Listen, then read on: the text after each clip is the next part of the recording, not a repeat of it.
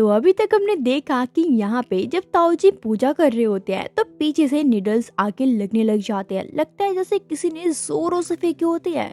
तभी यहाँ पे ताऊजी पीछे मुड़ के देखते हैं कि आखिरकार है कौन ये गधा। तभी वो देखते हैं पीछे मुड़ के कि ये एक बुढ़ा है जो कि बहुत ही ज्यादा खतरनाक है, जिसका नाम है बाशियान। उसी के बाद ये बाशियान अपने ताऊजी के ऊपर एक जोर से निडल फेंकता है, जो कि वो निडल लगती है सीधा ताऊजी के हाथ में। और तभी वो बुढ़ा बोलता है, जितना मैंने सोचा था तुम तो उससे भी ज्यादा स्किलफुल निकले।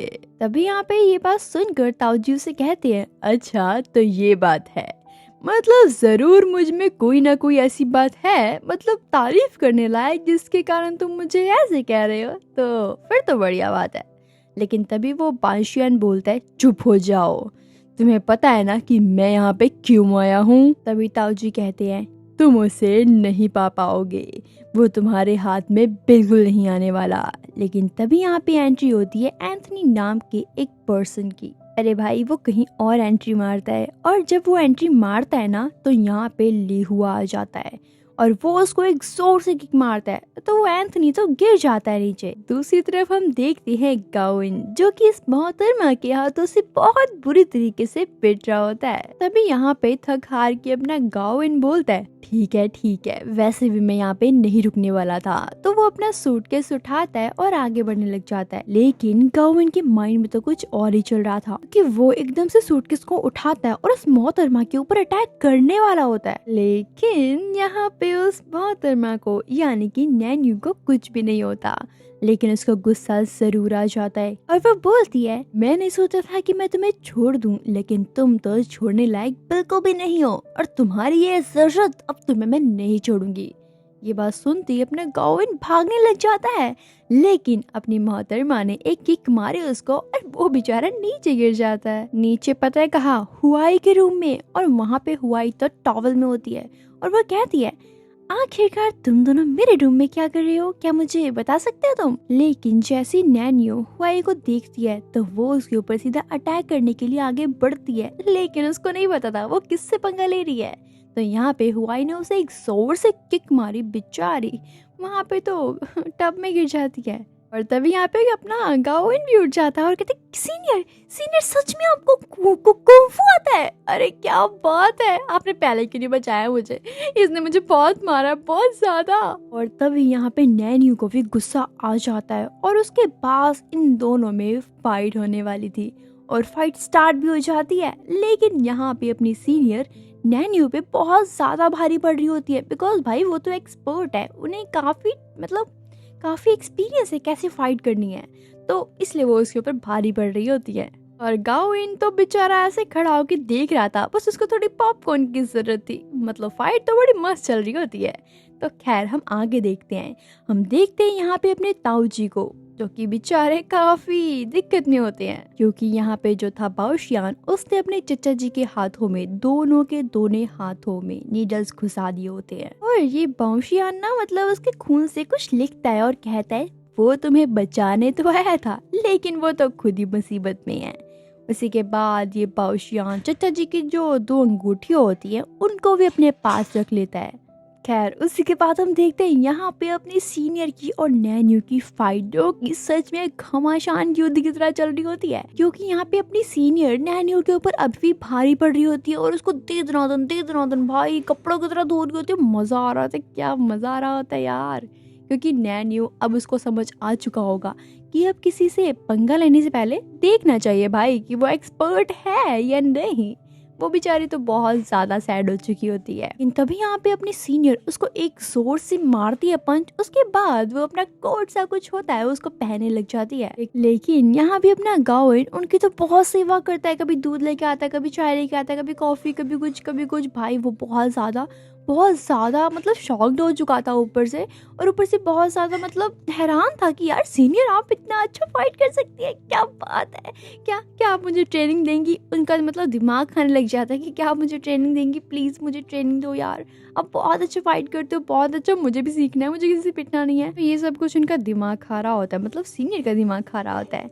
उसी के बाद हम देखते हैं यहाँ पे अपने एंथनी को, लेकिन यहाँ पे एंथनी भागते भागते जाता है बाउशियान के पास और वो उनसे हेल्प मांगने लग जाता है कि प्लीज मुझे बचा लो वरना मुझे मार देगा। लेकिन यहाँ पे वो बाउशियान बिल्कुल भी रहम नहीं करता और वो नीडल उसके मुंह पे मारता और वो वहीं पे मर जाता है। यहाँ पे लिहुआ भी उसके पीछे पीछे आ रहा होता है, लेकिन जैसे वो देखता है उसको, उसके पूरे मुंह में खून ही खून होता है और वो मर चुका होता है। तो ये देख के वो काफी ज्यादा डर जाता है और वो बेहोश हो जाता है। और तभी यहाँ पे बाउशियान को पता लग जाता है कि गाओविन कहाँ पे है और वो क्या कर रहा है। तभी यहाँ पे बाउशियान सोचता है कि क्यों ना इसको थोड़ा डराया जाए, थोड़े से मजे लिए जाए इसके। तो यहाँ पे वो एक निडल मारता है उसकी बॉस को और उसकी बॉस तो वहीं पे, मतलब उसकी बॉस नहीं, उसकी सीनियर वहीं पे गिर जाती है। ये देख के अपना गाविन तो काफी ज्यादा डर जाता है, बिकॉज यार वो तो सीनियर थी जिसको फाइट करनी आती थी। मुझे तो कुछ भी नहीं आता, अगर मेरे लग गई तो मैं क्या करेगा। नहीं नहीं नहीं, मुझे भागना होगा। तो यहाँ से भागते टेरिस पे चला जाता है। लेकिन यहाँ पे उसे लगता है कि शायद वो बाउशियान उसके पीछे नहीं आ पाएगा, लेकिन यहाँ पे बाउशियान उसके पीछे आ रहा होता है और फाइनली वो उसके सामने आ जाता है।